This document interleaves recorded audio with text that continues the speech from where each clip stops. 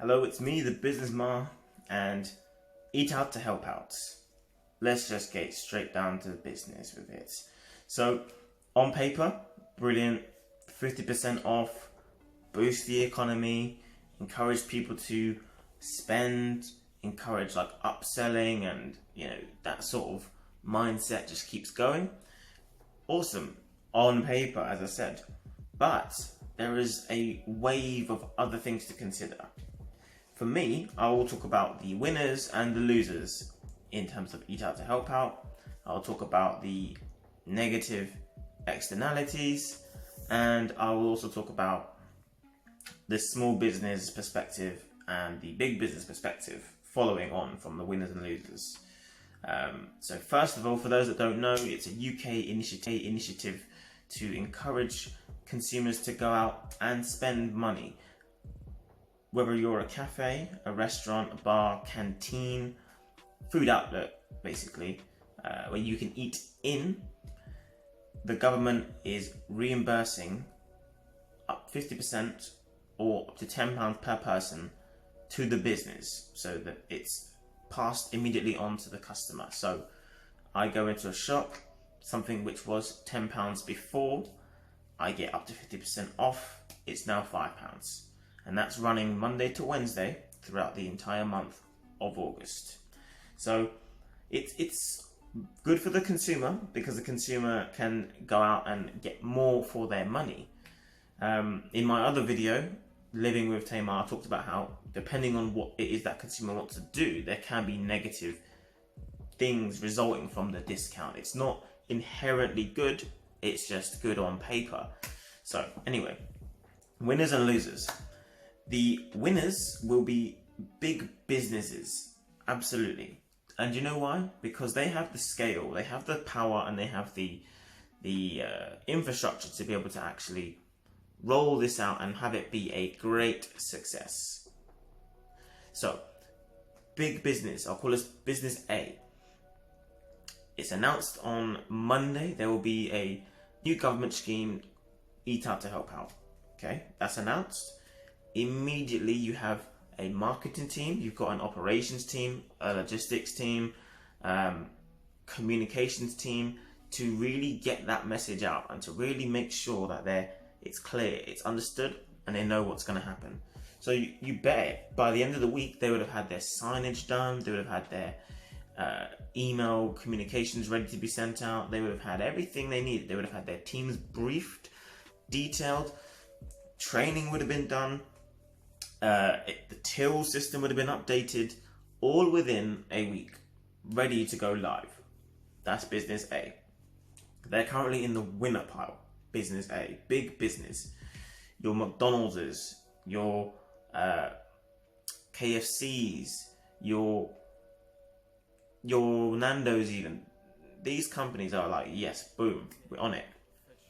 Your losers, your company Bs, the smaller companies, the more independent companies, those ones would have first of all struggled. So initially, the message comes out on the Monday, discount for our customers. The process where these smaller businesses and more independent ones, they have to decide in their minds, A, are we going to do this? B, what does it mean for us? Do we have to do all this promotion? Do we have to do all this advertising? Can we afford to update our menus in the short term just to reflect or advertise and show that things will be cheaper? How do we do that? When people come into our shop, how confident are we in delivering what the new message is? Do we understand how we get our money back in the long term? These different questions have been going through their minds, and it might have taken them an extra week to get to grips with it. It might have taken them an extra few days. But either way, they're already behind the curve. So smaller businesses are losing compared to the bigger ones. Not losing overall, but losing compared to the bigger ones. So, with that, the disparity of big business who already have great economies of scale is increasing. They are going full steam ahead, and this other company is starting to truck along, truck. So, that's the first understanding of winners and losers. The second understanding of that is that smaller independent businesses probably already have a well-established customer base. in terms of they have the loyal ones, the ones that come to them and they know them by name and by face, by their families' names and faces, fine. You're probably not losing those customers in the short term or long term. But those customers who choose to go to the smaller and medium-sized companies because of that personal service, and they're not in danger of losing those customers in the long term. But during the month of August, where other businesses or other food restaurants are cheaper, those loyal customers for the month can decide to go elsewhere because maybe a factor which made them choose to go to their smaller business beforehand, the price and the service, is being switched around. So the price of the restaurant they maybe didn't go to is now half. The price of the restaurant they normally go to is half, but people don't understand the difference of money that well. As in, you just decide in your mind if it's good value for money. So if it's good value for money over there and it's good value for money here, you can go to that one and not this one, because that one was always good value for money, but this one is only good value for money during these 3 days during this month. So in the short term, the customers that are loyal to the smaller businesses can go to the bigger ones because they are getting even more value for money. They're not being exploited as much in terms of the money's going into a vat. They're just thinking, do you know what, I'm getting this a bit cheaper this time. Normally it's double this, and I'm cool with that for this time period. I was in town centre recently and I walked through and I could see big businesses who were busy, thriving. I saw Subway, I saw McDonald's, but then I saw a few independent chicken restaurants which were struggling. It looked like the manager on shift or the owner stood on their front porch looking out into the street and just sort of seeing everyone else going crazy and other businesses busy, but theirs not. And I guess that's been maybe different small examples, but I'm sure there's hundreds of examples around the country of smaller businesses that failed to react to the need and were caught cold with this initiative.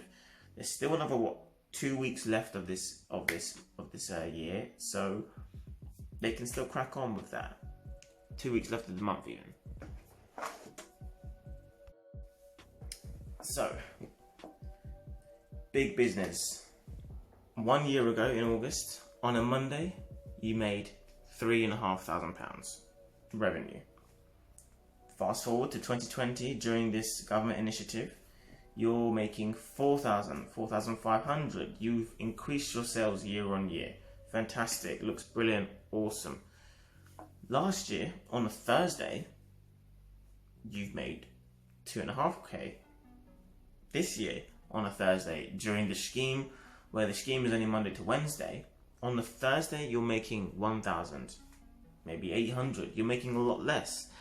That is where it puts into perspective. You might be smashing your targets on the Monday to Wednesday, but that Thursday has dropped down. So are you smashing your target for the week and the month? And is it being rationalized in the way where, all right, based on last year, this is what happened, but really there's been a upflow and a downflow. So overall, we're in the same position realistically. All we've done is move the goalposts a bit. People have rushed to our business Monday to Wednesday. Thursday, Friday has dropped down. Saturday and Sunday can be affected by it. There's so many different variables to this. And in another sense, the reporting that the economy will do, or that the government will do, is that we're spending more money. Yes, brilliant. We're making growth happen. But you have to remember, there's a lot of Brits who haven't gone on holiday this year.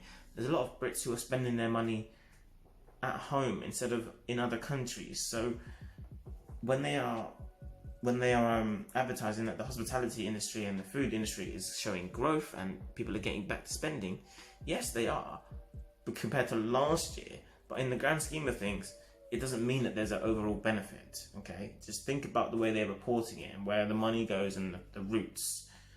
Anyway, I'm kind of going off topic. So,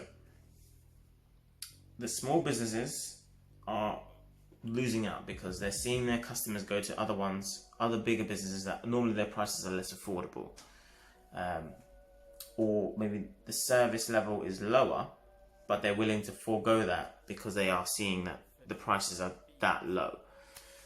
On the flip side, smaller businesses who do have a good loyal customer base, and maybe smaller businesses who charge higher prices normally have lowered their prices in this time period, they weren't able to cope with the ramping up of the amount of customers coming in. So their booking system might not have been up to standard, their management might not have been up to standard, their whole operation for managing when things get busier may have been not up to standard. Their cleaning, their whole operation, and I say that very loosely because it's true, it could be anything. When you have the operation, you need it to stand up like this. If one part drops, then it all starts to drop like that, and it becomes difficult to build it back up because it's all linked. So there's articles of certain hospitality places receiving abuse, anger from the customers because they have come to this place expecting 50% off and expecting great service, expecting value for money, and when they get there, they're encountering long waits, poor service because of the busyness, and a general dissatisfaction for the whole experience. That's not what they came out looking to get, but that's what they've got. So these smaller businesses may not be able to cope with the ramping up and the busyness of a Monday to Wednesday, depending on them. Whereas another business, they go, do you know what? We know what it's going to be like. We know we can put the extra staff on. We know we can move things around. We've got that benefit. Let's do it. We're going to cope. It's fine. Easy peasy. But another one will struggle. If you're a small business and you don't quite know how to flex your operation, and when I say flex it, you don't know how to change between busy times to not busy times, do give me a message, because I'm more than happy to talk through it in a more detailed way. You need to be flexible with your labor and flexible with where you want that labor to be working on. So if you know on a Thursday you get a lot less customers, you need to have your team or yourself focused on maybe cleaning, focused on doing the books during that time. It cannot be just simply costing you money just being there. Anyway, getting off topic. So once again, I will just kind of talk about the fact that big business is getting better in this time. They are smashing their targets, they are exceeding expectations, they are benefiting from the government scheme, but all it's doing is making a bigger divide. Competition is very important. Big businesses will continue to do more than the smaller ones. If the smaller ones can find an inkling, a way to promote themselves, a way to get in there, a way to bring people in, whether it's a new product, it's like some important person coming in, visiting that place and just endorsing it. Any way you can gain yourself a competitive advantage to bring customers in your door, take it. Do not just sit and wait for customers to come through your door. If the product is that good, i.e. a Chicken George or a charcoal grill, people just come from all sorts of places to taste it and eat there, fine, you can probably do that. But if you're not in a place where your product is, or your food is differentiated, special, unique, or extravagant, you have to think of other ways to bring people to your doors. And that's all what it's about, is doing more than the rest and not being left behind in terms of competition. So thanks for listening. It's me, the Business Man. Check out my other video on my other channel where I talk about it from my perspective, just how I experienced the Eat Out to Help Out. But until then, thank you very much, and we just got down to some business.